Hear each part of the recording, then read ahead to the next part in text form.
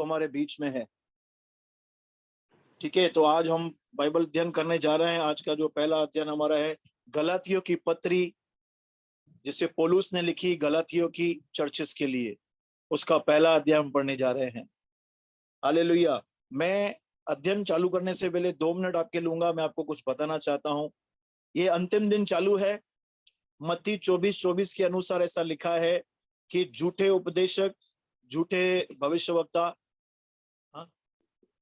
झूठे भविष्यवक्ता, झूठे उपदेशक खड़े होंगे और हो सके तो चुने हुओं को भी भरमा देंगे। मैं आपको बताऊं, यीशु ने ये बात बोली है कि चुने हुए भी भरमाए जाएंगे। अगर यीशु ने बात बोली है तो जरूर उसके पीछे कुछ ना कुछ बात होगी।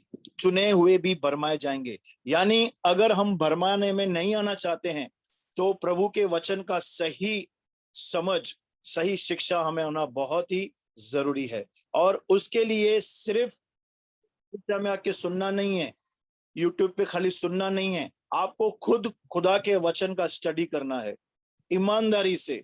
एक एक चैप्टर हो क्यों ना हो, पवित्र आत्मा को बोलना है इस वचन का सही अर्थ आप मुझे समझाएं। हो सकता है मनुष्य अपनी कुछ बातें मिला के आपको बता सकता है, लेकिन पवित्र आत्मा आपको रियल मीनिंग बताएगा।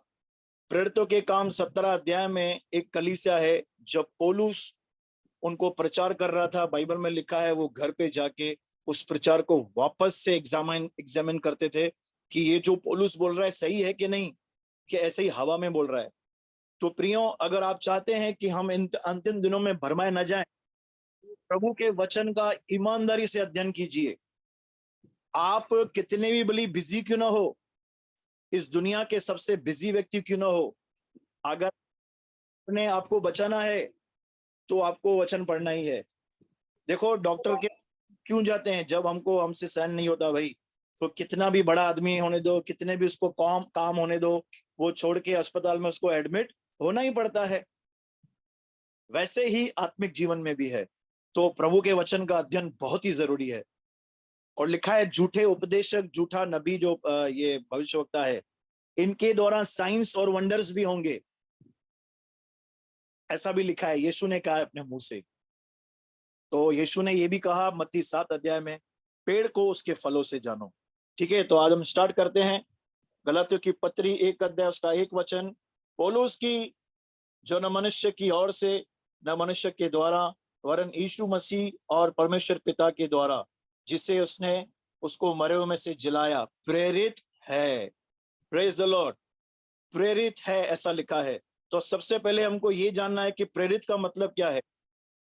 प्रेरित का मतलब पास्टर नहीं होता कि पर्टिकुलर एक चर्च को स्थापित करके वहां पे 15-20 साल उस कलीसिया में लोगों को सिखाए वचन। उसका मतलब ये नहीं है प्रेरित। प्रेरित का मतलब है कलीसियाओं को स्थापित करना, उसके बाद कलीसिया में पास्टर्स, लीडर्स, एल्डर्स को नियुक्त करके उस कलीसिया से निकल जाना, फिर दूसरी कलीसिया को स्थापित करना। इसको बोलते हैं प्रेरित, जिसका इंग्लिश में नाम है अपोस्टल। अपोस्टल लोग कभी भी एक कलीसिया में आपको नहीं दिखेंगे। हाँ, 1 साल 1.5 साल वो कलीसिया को स्थिर करके, मजबूत करके, उसको पूरा सुसमाचार का ए से लेकर जेड तक जो भी शिक्षण है वो देके उस कलीसिया से निकल जाएंगे। तो जो भी आने वाले दिनों में आपको बोलेगा मैं अपोस्टल है, तो उनसे पूछना आपकी कलीसियाएं कितनी है। अपोस्टल खाली नाम नहीं है, ये एक पदवी है जो खुदावन की तरफ से मिलती है। ये एक अभिषेक है, ये एक बुलाहट है जो सबको नहीं मिलती है। परमेश्वर की दया से, परमेश्वर की इच्छा से सबको मिलती है। तो प्रेरित पौलुस यहाँ पे गलातियों की कलीसिया को बता रहा है, भाई मैं जो प्रेरित हूं ना, तो मुझे किसी मनुष्य ने नियुक्त नहीं किया है, मुझे परमेश्वर की ओर से ये बुलाहट है। वो परमेश्वर जिसने यीशु को मुर्दों में से जिलाया। क्योंकि वो टाइम पे इस पत्री में अगर हम पढ़ेंगे ना आगे, तो कुछ गलत शिक्षक, गलत उपदेशक इस कलीसिया में, गलातियों की कलीसिया में घुस आए थे। हम आगे देखेंगे वो। ठीक है, इसका मतलब है भेजा हुआ। परमेश्वर भेज रहा है। समझो अभी मेश्राम भाई है, परमेश्वर मेश्राम भाई को भेज रहा है, बॉम्बे में जा, माटुंगा में जा, वहां पे कलीसिया स्थापित कर, वहां पे 6 महीना तू उनको वचन सिखा और किसी एक को पास्टर नियुक्त करके हैंड ओवर करके निकल जा। फिर परमेश्वर हमारे अंकल मेश्राम को बोलेंगे अभी विठलवाड़ी में जा, फिर बोलेंगे कल्याण में जा, फिर बोलेंगे डोंबिवली में जा, यानी भेजा हुआ, प्रेरित। ठीक है, वो कभी भी एक जगह पे स्थापित नहीं होंगे, वो चक्कर मारते जाएंगे, उसके बाद फॉलो अप लेंगे जो कलीसिया इन्होंने स्थापित की है। ठीक है, प्रेरित का मतलब यह है, क्योंकि इन दिनों में बहुत सारे लोग अपने आप को अपोस्टल अपोस्टल बोलते हैं, तो उनसे आप सीधा पूछो, अगर तू अपोस्टल है तो तेरे अंडर में कितनी कलीसिया है, मुझे पहले वो बता। ठीक है, अपोस्टल बोलने से अपोस्टल नहीं होता है, वो क्वालिटीज, वो अभिषेक, वो मस्सा होना चाहिए उस व्यक्ति के ऊपर, कि जहां भी वो जाए सोल्स को इकट्ठा करे, किसी एक को नियुक्त करे और वहां से निकल जाए। और सारे भाइयों की ओर से जो मेरे साथ है, गलातिया की कलीसियाओं के नाम, यानी ये लेटर पर्टिकुलर एक कलीसिया को नहीं लिखा गया है, यहाँ पे देखो बहुवचन है, कलीसियाओं, यानी पौलुस ने वहां पे एक कलीसिया स्थापित नहीं की है। गलातियों एक शहर है, वहां की सारी कलीसियाओं के नाम पे ये लेटर पौलुस ने लिखा है। ठीक है, ध्यान दो, ध्यान से सुनो मेरी बात। आपको जो भी पत्री समझनी है ना, कि इसका टाइटल क्या है, आखिर ये लेखक पत्री क्या लिखना चाहता है, आपको पहले अध्याय में ही आपको आइडिया मिल जाएगा कि ये पत्र एक्चुअली किस कारण से लिखा गया है। देखो, जैसे हम घर में घुसते हैं तो जो चाबियों का छल्ला रहता है ना, जो एक हैंगर लगाते हैं, हम मालूम है कहाँ लगाते हैं, दरवाजे के बाजू में ही। ठीक है ना, और बटन कहाँ रहता है, दरवाजे के बाजू में ही, अधिकतर दरवाजे के बाजू में रहता है। वैसे ही हर एक पत्री का जो सार है, आपको पहले ही अध्याय में मिल जाएगा कि ये पत्री क्यों लिखी गई है, कौन सी गड़बड़ थी। ठीक है, ये बहुत ही जरूरी है। ऐसा अगर आप पढ़ेंगे ना तो आपको पत्रियां जल्दी समझ में आएगी, किस संदर्भ में लिखी है, कौन सा कॉन्टेक्स्ट था, पौलुस ने गलातियों में एक्चुअली क्या हुआ था, आप समझ सकते हैं। ठीक है, हम आगे चलते हैं।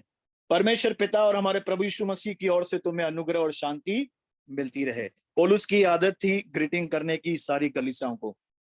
उसी ने अपने आप को उसी ने यानी यीशु ने अपने आप को हमारे पापों के लिए दे दिया, ताकि हमारे परमेश्वर पिता की इच्छा के अनुसार हमें इस वर्तमान बुरे संसार से छुड़ाए।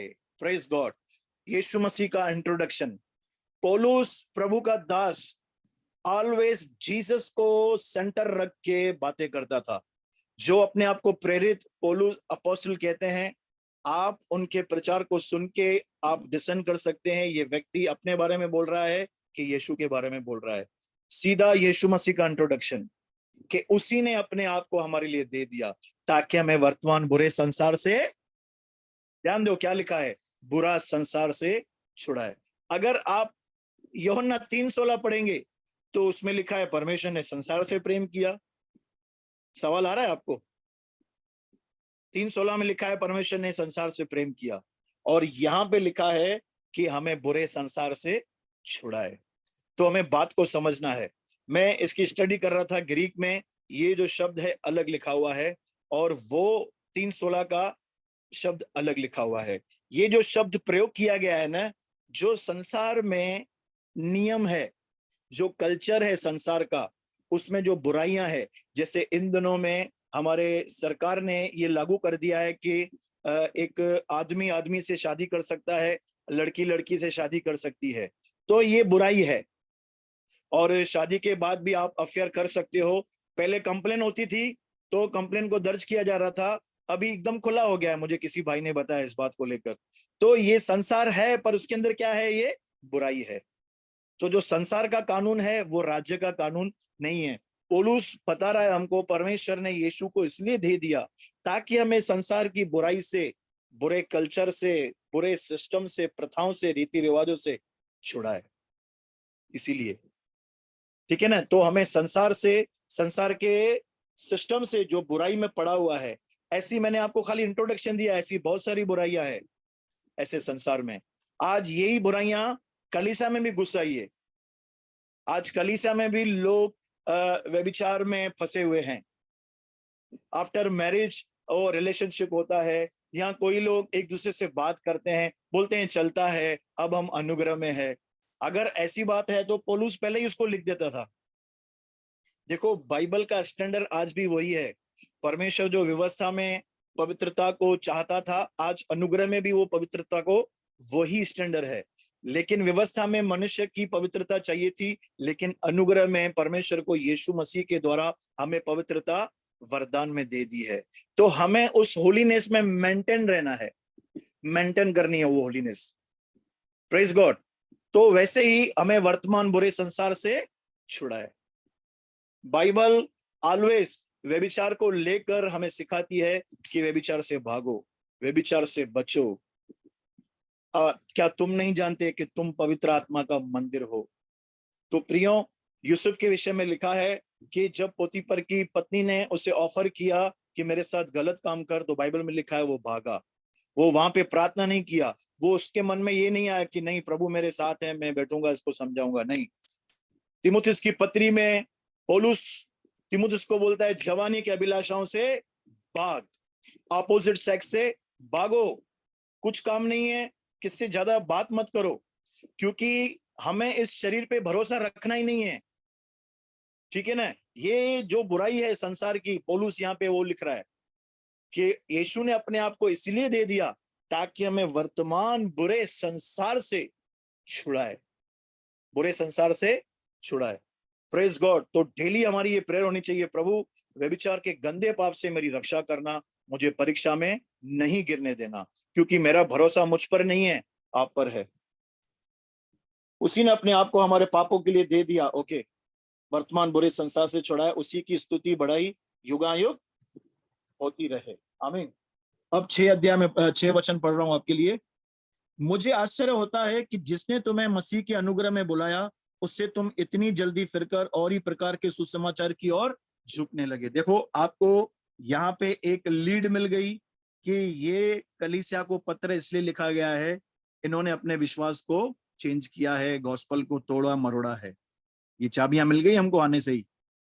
तो ये पूरी पत्री समझने के लिए हमें इस बात को समझना पड़ेगा, फिर हम इस पत्री का सही अर्थ निकाल के हम खुद भी समझेंगे, दूसरों को भी समझा सकते हैं। लिखा है जिसने तुम्हें मसीह के अनुग्रह में बुलाया। गलातियों के लोगों को समझा रहा है, परमेश्वर ने तुम्हें मूसा की व्यवस्था में नहीं बुलाया, मसीह के अनुग्रह में बुलाया। अनुग्रह क्या है? अब सवाल है। अनुग्रह यह है कि जो पाप से अज्ञात था उसी को परमेश्वर ने हमारे लिए पाप ठहराया, ताकि उसमें होकर हम परमेश्वर की धार्मिकता बन जाए, ऐसा लिखा है। अनुग्रह यह है कि उसके लहू से हमारे सारे अधर्म क्षमा किए गए हैं। अनुग्रह यह है कि परमेश्वर ने मसीह के द्वारा हमसे मेल मिलाप किया, ये अनुग्रह है। परमेश्वर ने हमें मसीह के अनुग्रह में बुलाया, क्योंकि मनुष्य अपने आप से पवित्र, सिद्ध, शुद्ध, निर्दोष नहीं ठहर सक रहा था, इसलिए परमेश्वर ने यीशु को सारे संसार के पापों का बोझ डालकर क्रूस पर श्रापित दंड दिया, उसे त्याग दिया ताकि वो हमें अपनाए। ये ग्रेस है। और गलातियों की कलीसिया इस अनुग्रह से फिर रही थी, यानी वो लोग यीशु का अनुग्रह भी है और मुझे भी कुछ करना पड़ेगा तो मैं सेव्ड होऊंगा, तो मेरा उद्धार होगा। ये गड़बड़ थी। लिखा है तुम इतनी जल्दी फिरकर और ही प्रकार के सुसमाचार की ओर झुकने लगे। सुसमाचार एक ही है। सुसमाचार की सामर्थ को देखना है ना, तो देखो रोमियो की पत्री 1 अध्याय उसका 16 और 17 में वचन आपके लिए पढ़ता हूं, जो ओरिजिनल गॉस्पल है, रियल गॉस्पल। क्योंकि मैं सुसमाचार से नहीं लज जाता, इसलिए कि वह हर एक विश्वास करने वाले के लिए, पहले तो यहूदी फिर यूनानी के लिए, उद्धार के निमित्त परमेश्वर की सामर्थ है। सुसमाचार में मनुष्य की सामर्थ नहीं होती। सुसमाचार जब भी प्रचार होगा उसमें आपको परमेश्वर की सामर्थ प्रकट होगी। और दूसरी बात, क्योंकि उस सुसमाचार में परमेश्वर की धार्मिकता विश्वास के लिए प्रकट होती है। जो सुसमाचार रियल है, अनुग्रह का सुसमाचार, उसमें परमेश्वर की सामर्थ प्रकट होती है। दूसरी, परमेश्वर की धार्मिकता, ना कि मनुष्य की धार्मिकता, परमेश्वर की धार्मिकता। परमेश्वर की धार्मिकता कौन है? प्रभु यीशु मसीह, जो हमारे लिए पाप बना, श्राप बना, गरीब बना, त्यागा गया और मारा गया, गाड़ा गया और तीसरे दिन मुर्दों में से जी उठा। ये ट्रू गॉस्पल है कि परमेश्वर ने यीशु के द्वारा हमें अपनाया है, और किसी रीति प्रथा रिवाज के द्वारा नहीं। मैंने कुछ आज्ञाएं मानी, मैंने नए चांद को माना, मैंने सबत को माना, या अगर हम हिंदू धर्म से आते हैं तो मैंने कुछ रिचुअल्स फॉलो किए, इसलिए मेरा उद्धार हुआ। यीशु भी है पर ये रिचुअल्स भी है, ठीक है ना। तो ये गॉस्पल मिलावट वाला गॉस्पल है। अगर आपको कोई भी बोल रहा है तेरा उद्धार नहीं हुआ है, गारंटी नहीं है तू स्वर्ग में जाएगा, तो उसको बोलो भाई गलातियों में लिखा है भाई, एक ही सुसमाचार है मसीह के अनुग्रह का। विश्वास के द्वारा अनुग्रह ही से हमारा उद्धार हुआ है, ठीक है। तो ये सुसमाचार को लेकर यहाँ पे सिखाएगा, अभी और देखेंगे हम। परंतु वह दूसरा सुसमाचार है ही नहीं, पर बात यह है कि कितने ऐसे हैं जो तुम्हें घबरा देते हैं और मसीह के सुसमाचार को बिगाड़ना चाहते हैं। आज भी ऐसे लोग मसीह समाज में घूम रहे हैं, कलीसियाओं के बाहर, कलीसियाओं के अंदर है, जो मसीह के सुसमाचार को बिगाड़ते हैं। ओनली जीसस है, यहोवा विटनेस है, यरूशलेम माता है, ऐसे बहुत सारी संस्थाएं, ऐसे बहुत सारे कल्ट मसीहों के बीच में आ गए हैं जो सुसमाचार को बिगाड़ना चाहते हैं। जो परमेश्वर यीशु के द्वारा अपनी सामर्थ धार्मिकता प्रकट कर रहा है, उनको वो बिगाड़ कर लोगों को और ही कुछ सिखा रहे हैं। नहीं नहीं नहीं, ऐसा नहीं है, संडे को वर्शिप नहीं करना है, सैटरडे को वर्शिप करना है, भाई हमारी एक माता है, ओनली जीसस है, यहोवा विटनेस है, हम यहोवा के गवाह हैं। ये क्या कर रहे हैं? ये लोग सुसमाचार को बिगाड़ रहे हैं। प्रियो, हमको बहुत ही सावधान रहना है, क्योंकि ये लोग है ना घर में घुस के आते हैं। मैं आपको बताऊं इनकी एक बात, ये कभी भी नए लोगों को नहीं पकड़ते हैं, ये हमेशा पुराने लोगों को पकड़ेंगे। और मेरी आपसे विनती है, अगर ऐसा कोई भाई या बहन आपको मिल रहा है, आपके घर के बाहर घंटी बजा रहा है, उसको घर में भी आने मत दो। उसको बोलो हमारा पास्टर आएगा, हम उससे बात करेंगे, हम खुश हैं, हम जहां भी हैं, आप अपना अपने पास रखो जो आपको ज्ञान है।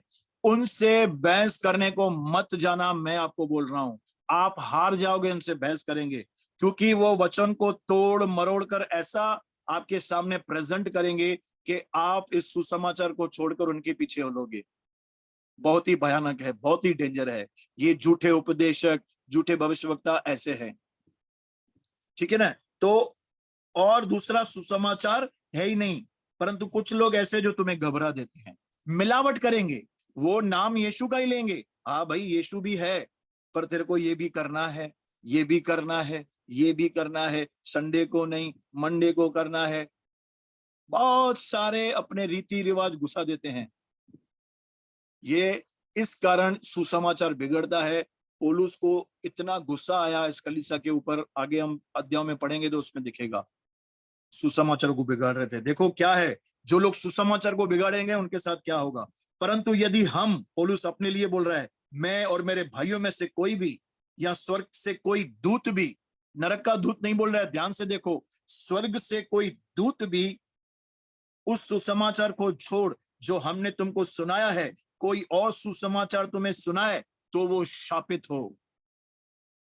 जो व्यक्ति मसीह के सुसमाचार को बिगाड़ते हैं, सुसमाचार के द्वारा लोगों को भरमाते हैं, उनको होपलेस कर देते हैं, बाइबल में लिखा है वो शाप के अधीन हो जाएंगे। वो परमेश्वर की ब्लेसिंग्स का कभी भी आनंद नहीं उठा सकेंगे, वो किंगडम को नहीं समझ पाएंगे, वो ऑलवेज डिसेप्शन में रहेंगे, निराशा में रहेंगे।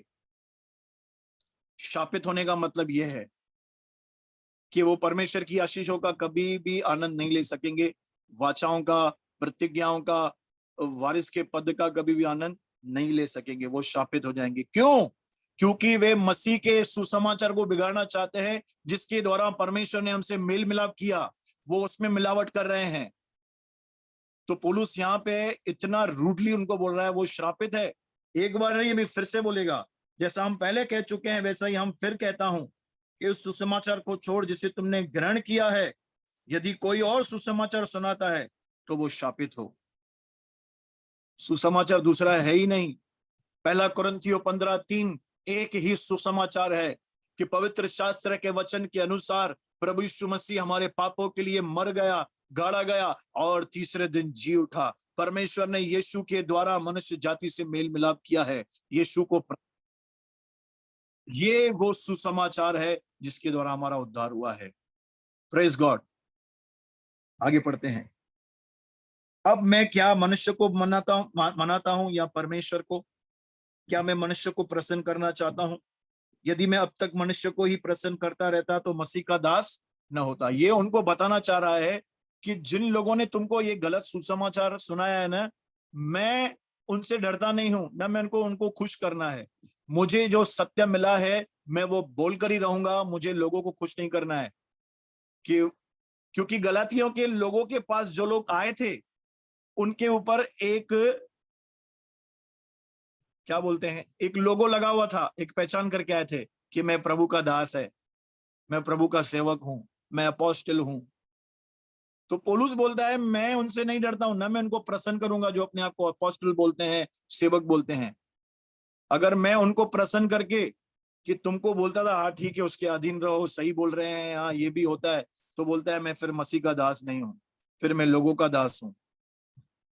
समझ गए? इसलिए ये बोल रहा है यदि मैं अब तक मनुष्य को ही प्रसन्न करता रहता तो मसीह का दास न होता। सुसमाचार में गड़बड़ होगी तो वहां, चाहे कोई भी क्यों ना हो सामने, कोई भी बड़ा प्रभु का दास क्यों ना हो, हमें आवाज उठानी है भाई। सुसमाचार जो है उसमें परमेश्वर की धार्मिकता प्रकट होती है। ठीक है, अभी आगे पढ़ते हैं। पौलुस अभी डिस्क्राइब करेगा कि जो समाचार मुझे मिला है वो कहां से मिला। हे भाइयों, मैं तुम्हें बता देता हूं कि जो समाचार तुमने सुना है वह मनुष्य का नहीं, क्योंकि वह मुझे मनुष्य की ओर से नहीं पहुंचा, न मुझे सिखाया गया, पर यीशु मसीह के प्रकाशन से मिला। Praise God. आप जानते हैं जब शाऊल दमिश्क के मार्ग में जा रहा था कलीसियाओं को सताने के लिए, वहां पे यीशु मसीह उसके ऊपर प्रकट हुआ। तो पौलुस को सुसमाचार पतरस, याकूब, यूहन्ना ने नहीं बताया, आज हम किसी व्यक्ति ने बताया। कोई व्यक्ति हमारे पास आया, हमारे घर में तकलीफ थी, बोला यार चलो तुम्हारे घर में तकलीफ है, प्रार्थना कराओ सब ठीक हो जाएगा। हमको तो कई बार तो हमको सुसमाचार भी नहीं मिला, कलीसिया में जाके हमने सुना। तो पौलुस को ये सुसमाचार बोल रहा है मुझे मनुष्य ने नहीं दिया है भाई, मुझे परमेश्वर ने दिया है, यीशु मसीह के प्रकाशन से मुझे मिला है। तो जो गॉस्पेल मैंने तुमको प्रीच किया है, पौलुस बता रहा है गलातियों को, वो प्योर है, 100% प्योर ब्लूप्रिंट है वो, मुझे डायरेक्ट परमेश्वर से मिला है। और ना मुझे सिखाया गया, ना मुझे किसी ने सिखाया भी नहीं है, पर यीशु मसीह के प्रकाशन से मिला। यहूदी मत में जो पहला मेरा चाल चलन था उसके विषय में तुम सुन चुके हो। अब इनको अपनी पूरी पुरानी गवाही बता रहा है। उसके विषय में तुम सुन चुके हो कि परमेश्वर की कलीसिया को मैं बहुत ही सताता और नष्ट करता था, बहुत ही सताता था और नष्ट करता था। अपने बहुत से जाति वालों से जो मेरी अवस्था के थे, यहूदी मत में मैं अधिक बढ़ता जाता था और अपने बाप दादाओं की परंपराओं के लिए बहुत ही उत्साही था। व्यवस्था में रीति रिवाज परंपराएं बहुत थी। जब तक शाऊल के ऊपर ये प्रकट नहीं किया गया कि जो व्यवस्था जिसके विषय में बातें करती है, भविष्य वक्ताएं जिसके विषय में बातें करते हैं, उसका नाम यीशु है, तब तक वो अंधकार में था, एक झूठ भ्रम में वो विश्वास कर रहा था। आज वैसे ही बहुत सारे मसीह हैं, वो यीशु में तो आ गए हैं पर यीशु को जानते ही नहीं है। क्यों नहीं जानते हैं? वो यीशु को एक बाबा तांत्रिक की तरह लेते हैं, मेरा काम हो जाए, मेरी चंगाई हो जाए, मुझे पैसा मिल जाए, मेरा भविष्य उज्जवल हो जाए। अरे भाई ये सब फ्री है। यीशु ने बोला इन बातों की खोज संसार के लोग करते, तुम मत करो, तुम मेरे राज्य की खोज करो, तुम मेरी धार्मिकता की खोज करो। तुम्हारा स्वर्ग पिता जानता है तुम्हें इन चीजों की आवश्यकता है। पर आज लोग सुसमाचार की गहराई में, वचन की गहराई में नहीं जा रहे हैं, इसलिए वो डिसेप्शन में जा रहे हैं। आज गलातियों की कलीसिया क्यों फंस गई? जरूर इनकी कोई मिस्टेक होगी।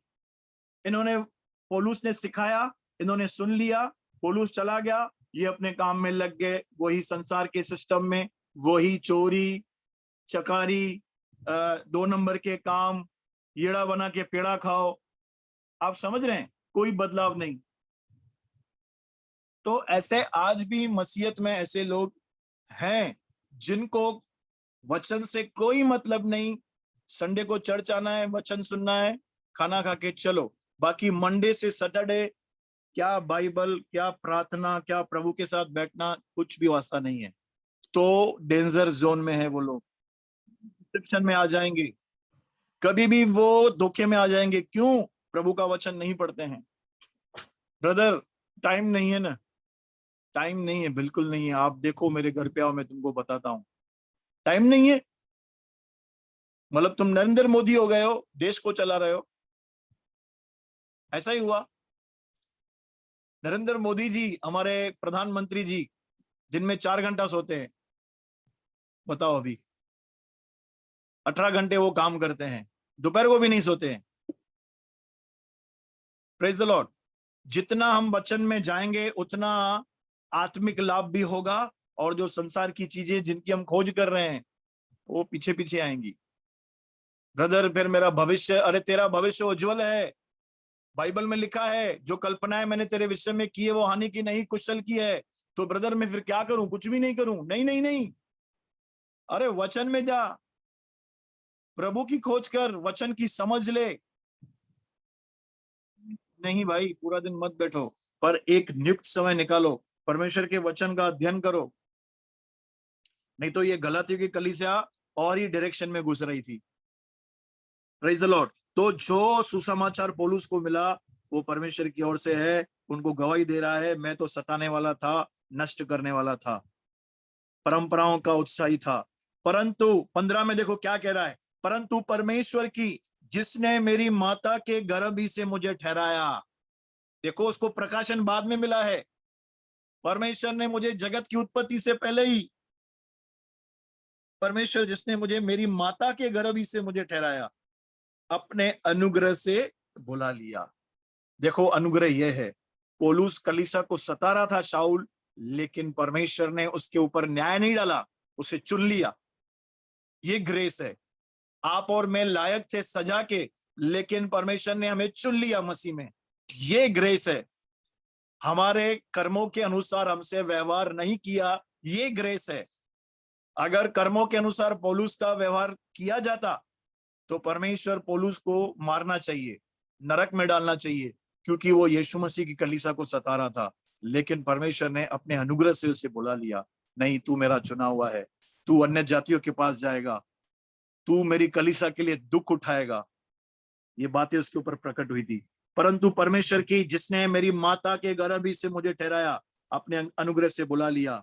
जब इच्छा हुई कि मुझ में अपने पुत्र को प्रकट करे कि मैं अन्य जातियों में उसका सुसमाचार सुनाऊं। यानी गलातियों की कलीसिया में अन्य जाति लोग थे। कौन अन्य जाति? जैसे आज आप और मैं बाइबल के अनुसार अन्य जाति गिने जाते हैं। क्यों? हम इजराइल के, जो ओरिजिनल इजराइल की पदवी हमको नहीं मिली है, हम लेपालक, हम गोद लिए गए लोग हैं। अब हम आत्मिक इजरायली हैं, ठीक है।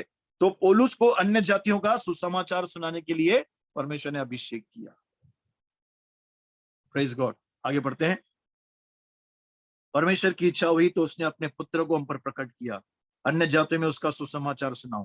प्रकट किया यानी उसको प्रकाशन दिया कि उत्पत्ति में जिसके विषय में लिखा है वो यीशु है, निर्गमन में जिसके विषय में लिखा है वो यीशु है, लेवी व्यवस्था में जितने भी बलिदान है वो दर्शाते, व्यवस्थावरण की पुस्तक में, यहोशू की पुस्तक में, नहम्याह की पुस्तक में, जो भी जहां भी लिखा हुआ है, जिक्र है, वो यीशु है। परमेश्वर ने अपने वचन को उस पर प्रकट किया। तो मेरी प्रार्थना है कि परमेश्वर जैसे शाऊल के ऊपर अपने पुत्र को प्रकट किया, आने वाले दिनों में परमेश्वर हमारे ऊपर भी वचनों के द्वारा यीशु को प्रकट करे। मेरी ये प्रार्थना है सबके लिए।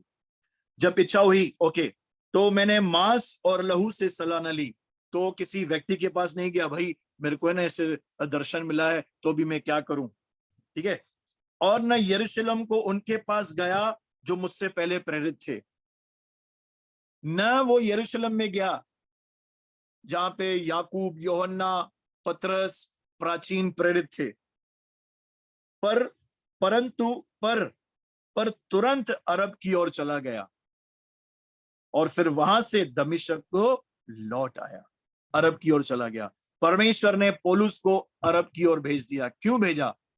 क्योंकि परमेश्वर अपने पुत्र को पौलुस पर प्रकट करना चाह रहा था।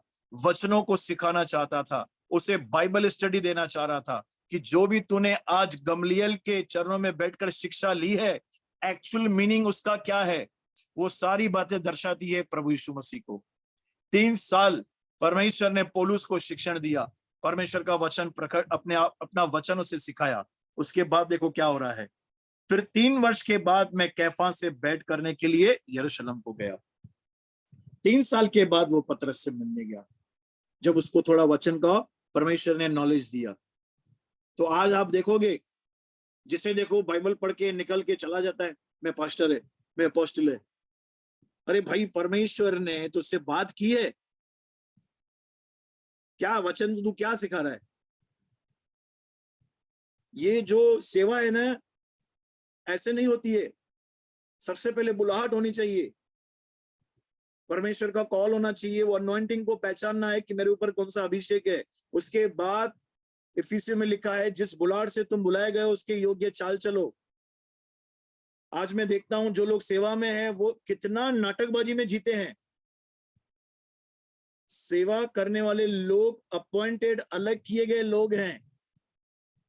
विशेष परमेश्वर का उनके ऊपर ध्यान रहता है, क्योंकि वो कौन है? सेवक है। मैंने उनको अपॉइंट किया है कलीसिया में।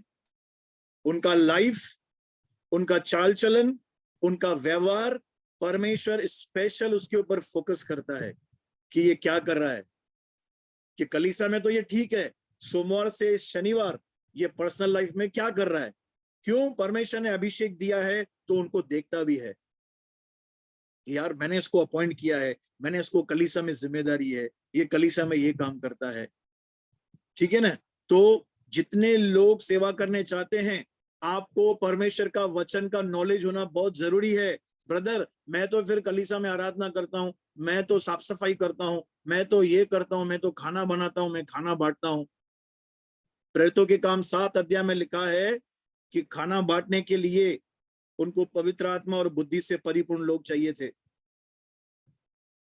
परमेश्वर की सेवा ऐसे नहीं होती है कि आपने 2 चैप्टर बाइबल के पढ़ लिए और झोला उठाया और आपने बोला मैं पास्टर हूं। नहीं, परमेश्वर सिखाना चाहता है। जैसे शाऊल को सिखाया, 3 साल तक सिखाया। और मालूम है शाऊल क्यों सीखा? वो परमेश्वर के साथ बैठा। अगर सोचो शाऊल बैठता ही नहीं था तो क्या सीखता था क्या? नहीं नहीं प्रभु, मैं बहुत तरसुस में, मेरे बहुत धंधे चालू है, मेरे बिजनेस चालू है। अभी नहीं, मैं बिजनेस भी करेगा और साथ में ये भी करेगा। परमेश्वर पौलुस ने परमेश्वर को कोऑपरेट किया, उसको अगुवाई की कि तू यहां से यरूशलेम को नहीं जा, तू किधर जा? अरब में जा, ऐसा लिखा है इंग्लिश में। अरेबियन सी, अरेबियन एरिया में जा। अरब को चला गया, फिर वहां से दमिश्क को लौट आया। तो परमेश्वर के वचन के सीखने की भूख हमें होनी चाहिए। आज मैं बाइबल कॉलेज में जाता हूं, मैं कितना मुझे आनंद मिलता है मुझे मालूम है। कितनी बातें सीखने को मिलती है मुझे और पिंकी को। मैंने कलीसिया में भी अनाउंसमेंट की थी, आप में से जितने लोग फ्री है, आप इस बाइबल कॉलेज को जुड़िए। कम से कम जिस बात को हम विश्वास करते हैं उसका नॉलेज हमारा होना बहुत ही जरूरी है। ठीक है? तो वचन सीखना है, वचन की भूख रखनी है, ताकि हम दूसरों को भी सिखा सके। फिर 3 वर्ष के बाद मैं कैफा से बैठ करने के लिए यरूशलेम को गया उसके पास। उसके बाद 15 दिन तक रहा। फिर पतरस से जाके मिला यरूशलेम में। परंतु प्रभु के भाई याकूब को छोड़ प्रेरितों में से उससे कोई न मिला, क्योंकि अब तक वो लोग डर रहे थे। 9:26 प्रेरितों के काम में लिखा है, पतरस और इनको विश्वास ही नहीं था कि ये चेला है। अभी भी वो उससे डर रहे थे। लेकिन प्रभु का भाई याकूब पौलुस के साथ बैठा, उसको सारी बातें बताई यीशु मसीह की। फिर पौलुस ने उसको बताई, मेरे साथ क्या क्या हुआ है, परमेश्वर ने मुझे क्या क्या सिखाया है। जो बातें मैं तुम्हें लिखता हूं, देखो परमेश्वर को उपस्थित जानकर कहता हूं कि वे झूठी नहीं है। गलातियों की कलीसिया को बता रहा है कि भाई, जिनसे यीशु घूमा मैं उनके पास भी गया हूं, मुझे ये सुसमाचार परमेश्वर की ओर से मिला है। उनको समझा रहा है भाई, दूसरा सुसमाचार है ही नहीं, डुप्लीकेट समाचार। आमेन। तो दूसरा कोई सुसमाचार नहीं है। यहोवा विटनेस, ओनली जीसस और यरूशलेम माता, ये जो खाली मुझे 3-4 नाम मालूम है, ऐसे बहुत सारे लोग हैं। जो आपको बोलेंगे हाँ हाँ हम यीशु को मानते हैं, हाँ हाँ हम अन्य भाषाओं को मानते हैं, हाँ हाँ पवित्र आत्मा है, पहले सब हाँ हाँ बोलेंगे, पर जब तुम उनके झुंड में जाओगे ना, आपको सफोकेशन होगा। इसलिए हमें बचना है उन लोगों से, ठीक है ना। और यूट्यूब पे भी आपको सब प्रचारकों का वचन नहीं सुनना है। जो प्रचारक आपको सांसारिक बातों की लालच दिला रहा है, जो प्रचारक आपको सांसारिक बातें खाली बताता है और यीशु की बातें आपकी में बढ़ना आपको नहीं सिखा, उनसे बचो। ये बाइबल हमें आत्मिक बनाने के लिए लिखी गई है। आमीन। उनसे भी बचना है, यूट्यूब में सबका प्रचार नहीं सुनना है। इसके बाद में सीरिया और किलिकिया के प्रांतों में आया, पर यहूदिया की कलीसिया ने जो मसीह में थी मेरा मुंह कभी नहीं देखा था, परंतु यही सुना करती थी कि जो हमें पहले सताता था वह अब उसी विश्वास का सुसमाचार सुनाता है जिससे पहले नष्ट करता था, और वे मेरे विषय में परमेश्वर की महिमा करती थी। तो ये पहला अध्याय यहाँ पे समाप्त हुआ प्रियो। पौलुस कलीसिया को अपना दिल प्रकट करके बता रहा है कि लोग मेरे विषय में गवाही देते हैं कि जो पहले सताता था आज उसी विश्वास का सुसमाचार सुनाता है। तो गॉस्पल एक ही है, दूसरा कोई गॉस्पल नहीं है। और हमें संसार से बचना है। संसार से बचना है यानी इसके रीति रिवाज सिस्टम, जो सिस्टम से वो चल रहे हैं, हमें वैसा फॉलो नहीं करना है। बहुत सारा कचरा कलीसिया में घुसाता है। जैसे संसार के लोग हैं आज वैसे ही विश्वासी लोग भी होते जा रहे हैं। तो बाइबल में क्लियर लिखा है, उसने हमें अपने आप को दे दिया ताकि हमें वर्तमान बुरे संसार से छुड़ाए। Praise God. इस अध्याय में यदि आपके और भी सवाल होंगे तो आप पर्सनली मुझे भेजिए सवाल, मैं आपको उनका जवाब पक्का दूंगा।